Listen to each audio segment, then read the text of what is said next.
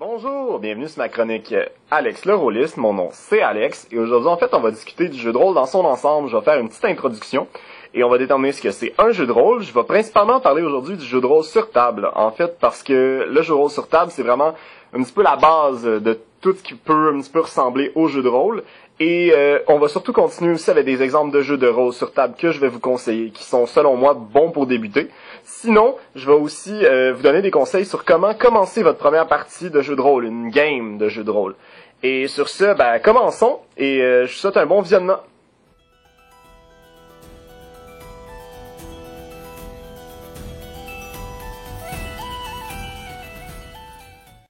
Bon, alors, tout simplement, on va commencer la chronique. Aujourd'hui, de manière assez basique, on va déterminer c'est quoi un jeu de rôle. J'ai réussi à trouver une petite définition sur le net, puis on va essayer de partir de ça pour que je puisse un petit peu donner une vulgarisation qui va vous permettre un peu de comprendre si vous êtes vraiment perdu puis vous savez vraiment pas dans quoi vous embarquer. Donc, selon les internets, un jeu de rôle est une technique ou une activité par laquelle une personne interprète le rôle d'un personnage, réel ou imaginaire, dans un environnement fictif. Le participant agit à travers ce rôle par des actions physiques, des actions narratives ou par des prises de décision sur le développement du personnage. Qu'est-ce que ça mange en hiver, cette affaire-là? En gros, un jeu de rôle, c'est un jeu principalement où vous allez faire du jeu avec un rôle. Donc, vous allez incarner un personnage et agir avec. C'est un peu pareil comme le théâtre, dans l'ensemble où, un petit peu, au théâtre, vous jouez un personnage. La seule différence, c'est qu'au théâtre, quelqu'un vous dicte ce que vous devez faire. Vous avez un texte, vous devez le lire, vous avez des actions qui ont été déterminées par un scénariste ou un auteur. Dans le cas du jeu de rôle, c'est pas pantoute comme ça. Le jeu de rôle te permet de faire ce que tu veux avec ton personnage. C'est ça qui est un petit peu le côté intéressant et le côté que les gens recherchent habituellement, une grande liberté d'action. Si je donne un exemple, si votre personnage se retrouve soudainement dans une auberge et que la personne qui vous a regardé de travers dans un coin, elle vous revient vraiment pas, vous avez le droit de la frapper. Vous avez le droit de dire à votre maître de jeu, d'ailleurs un terme que j'expliquerai plus tard dans la vidéo, vous avez le droit de dire à votre maître de jeu, eh bien moi, ce malandrin-là, j'y fous la rince de sa vie. C'est possible. Je dis pas par contre qu'il y a des conséquences qui peuvent être liées à ça. Parce que oui, il y a des actions, mais il y a aussi des conséquences à vos actions, comme n'importe quoi dans la vie.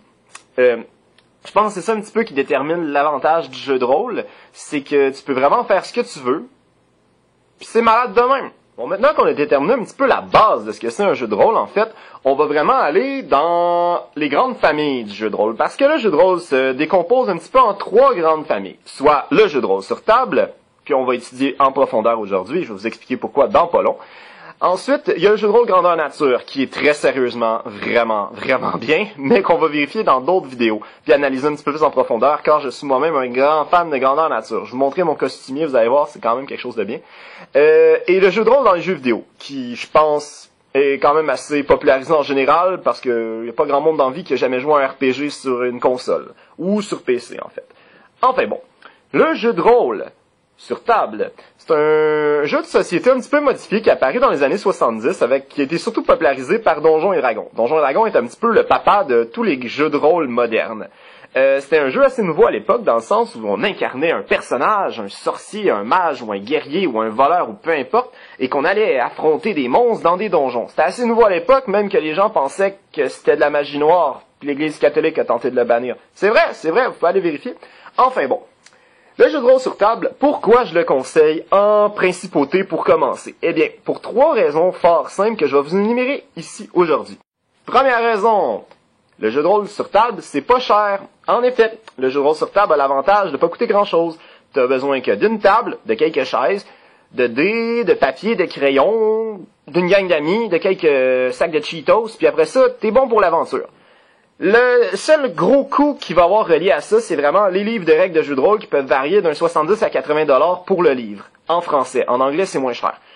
Là, vous allez me dire, c'est cher. En effet, c'est sûr. Mais après que vous ayez le livre, je veux dire, c'est fait, vous l'avez pour le restant de votre vie. Fait que c'est un dur coup sur le coup, mais après ça, vos aventures, c'est juste votre imagination qui est limitée par ça. Alors, moi, c'est ma recommandation, puis c'est vraiment un des points que je trouve les plus importants du jeu de rôle papier, ça coûte vraiment pas cher. Ma deuxième raison numéro 2...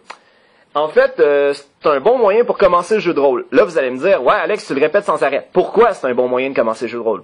Justement, parce que c'est pas cher, puis que c'est un environnement contrôlé dans lequel vous êtes. Je m'explique. Quand vous faites une partie de jeu de rôle, généralement, vous êtes chez quelqu'un, dans son sous-sol, ou peu importe. Vous êtes dans un bâtiment à l'abri des intempéries, généralement. Et pour avoir fait beaucoup de grandeur nature, c'est bien plus facile d'apprendre à jouer ton personnage, à développer son caractère, à faire des passes épiques, quand t'as pas 15 cm de pluie dans tes bottes, que t'as de la boîte partout sur toi, qu'il fait froid, que t'as envie de mourir, que t'as pas dormi de la nuit, puis surtout que crime t'as faim, t'as soif, hypothermie et tout. Je pense que quelques géanistes d'entre vous puis moi qui vont se reconnaître là-dedans. On a tout eu un grandeur nature, que tout a été mal sur mal, puis que fuck le roleplay, comme on dit. Ben c'est ça, moi c'est ma raison, c'est pourquoi je le conseille. Vous allez jamais être dérangé par les intempéries. Je trouve que c'est une raison quand même pas mal correcte, qui a son poids dans la discussion. Ma troisième raison, en fait, ça va être très simple. C'est amusant. Ben oui, c'est ma seule et unique raison, c'est vraiment le fun. Pourquoi? Je m'explique. Ben Crimbin, le grandeur nature, ça te permet de faire des choses, oui, mais t'es un petit peu limité par ton physique.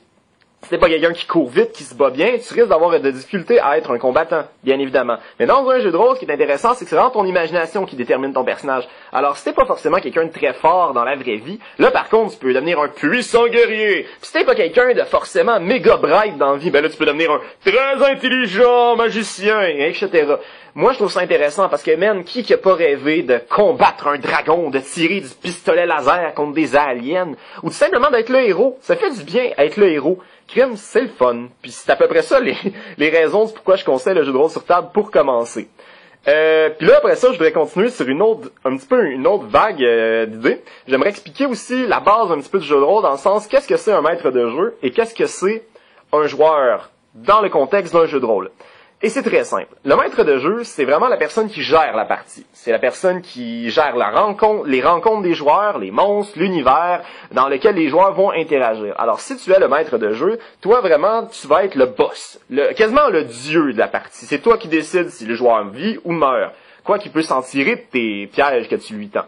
Il faut aussi connaître bien les règles du jeu de rôle. Il faut avoir une bonne capacité d'improvisation. Puis il faut vraiment être excellent, je veux dire, dans l'art de l'organisation. Parce que organiser une partie de jeu de rôle, généralement, c'est le DM qui fait ça. DM, Dungeon Master, le maître de jeu. C'est une version anglophone, souvent utilisée, c'est un anglicisme. Enfin bon. Moi, je suis 95% du temps DM, maître de jeu, parce que j'aime vraiment ça, développer un univers, développer un scénario, puis faire interagir des joueurs dedans.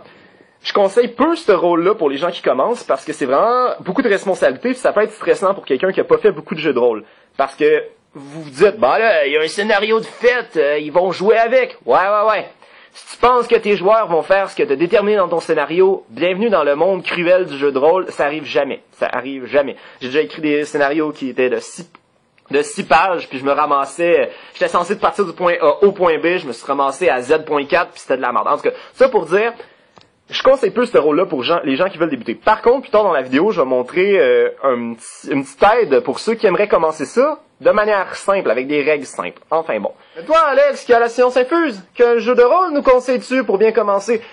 Mais quelle bonne question! Et j'ai peut-être les réponses pour vous. En fait, c'est très simple. Je vais vous conseiller une liste de 5 jeux de rôle que moi je recommande pour les débutants.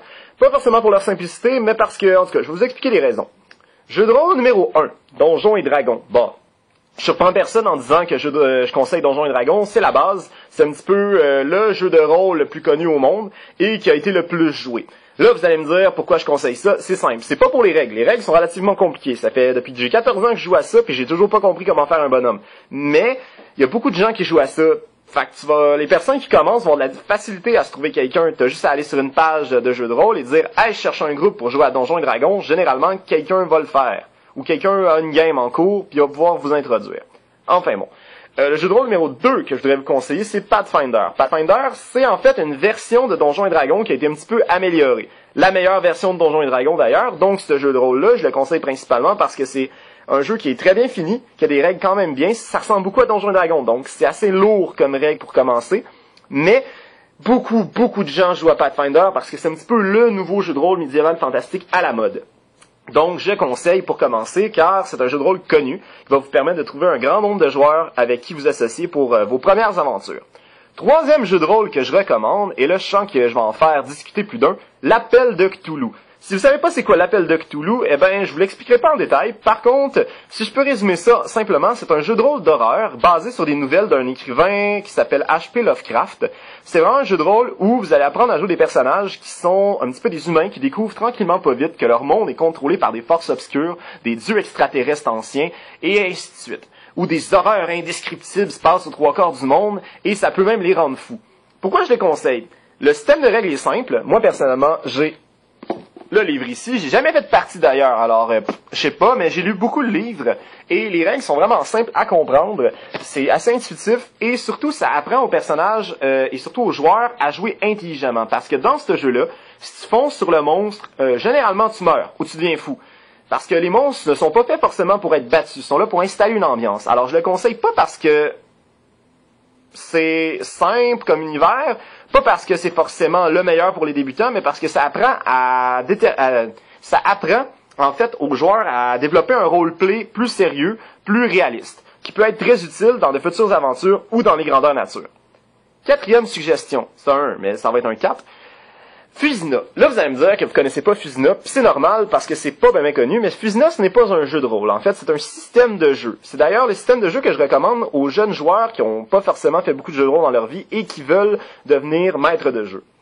Fusina, c'est un système qui est fun, simple et narratif. Fusina. Et j'ai déjà fait quelques parties avec, pour vrai, il est super intuitif. Moi-même, j'ai de la difficulté avec les systèmes de règles en général, et avec ça, je m'y suis vraiment retrouvé. J'ai vraiment eu du plaisir. Et j'ai laissé tomber parce qu'en fait, justement, je suis monté de plus en plus haut puis je me suis rendu compte qu'il me convenait moins. Mais pour les débutants, je le conseille totalement. C'est vraiment un bon investissement, surtout qui est gratuit sur l'Internet. Et les personnes qui ont fait le système ont déjà répondu à mes questions. Alors, c'est vraiment des gens qui sont passionnés puis que je conseille d'encourager. Le 5e jeu de rôle que je recommande, en fait, ça va être Deadlands Reloaded. Deadlands Reloaded est un jeu qui est vraiment pas connu au Canada, mais c'est un jeu en fait de type Far West, un jeu de rôle de type Far West, horreur, aventure, steampunk un petit peu. C'est un jeu de rôle qui est peu connu. En fait, ça vous met un petit peu dans l'époque de la guerre de sécession, mais elle n'est pas finie. Il y a une raison de pourquoi elle n'est pas finie, parce que des morts vivants sont revenus à la vie, et ainsi de suite. Il y a plein d'actes surnaturels qui arrivent un peu partout, des machines infernales, et ainsi de suite. Alors, ça vous place un peu dans cet univers-là. Moi, j'ai un gros coup de cœur sur ce jeu de rôle-là, parce qu'il est vraiment simple. Simple d'approche, les règles sont simples, permettent une grande personnalisation de personnages, puis l'univers est vraiment malade. J'ai lu le livre 3-4 fois de suite, c'est vraiment cool comme univers à interagir dedans. Ça, c'est pas mal ça. Alors, c'était ma suggestion des 5 jeux de rôle. Je pense qu'on va aller vers le mot de la fin. Pour mon mot de la fin, en fait, ça va être très simple. Je vais vous donner des conseils, parce que je vous l'avais promis, de comment un peu débuter dans cet univers-là. Parce que là, maintenant, vous savez un petit peu c'est quoi les jeux de rôle, vous savez un petit peu dans quoi vous voulez vous en aller. Je vais donner une liste de jeux de rôle que vous pourriez essayer. Là, maintenant, c'est de savoir comment embarquer là-dedans un petit peu. Ben, c'est simple. En fait, pour vous aider, je vais laisser une liste dans la description de la vidéo de plusieurs groupes Facebook de fans de jeux de rôle. Parce que une des bonnes manières pour commencer, c'est tout simplement d'annoncer qu'on cherche une partie. Généralement, il y a tout le temps quelqu'un qui gère ou qui veut partir une partie de jeu de rôle dans votre coin de pays.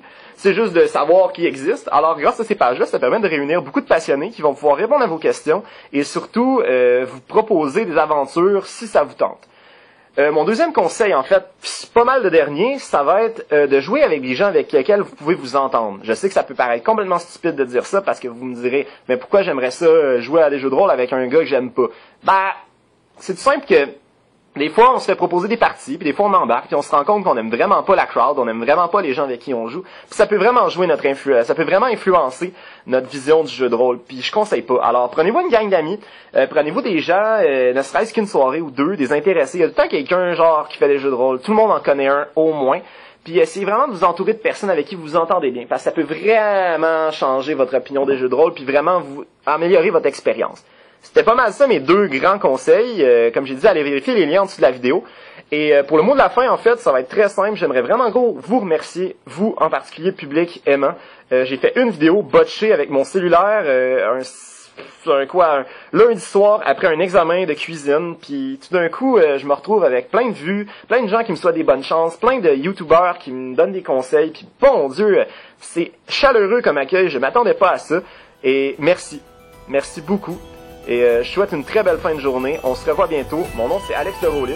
Et je vous souhaite bien du plaisir dans vos aventures.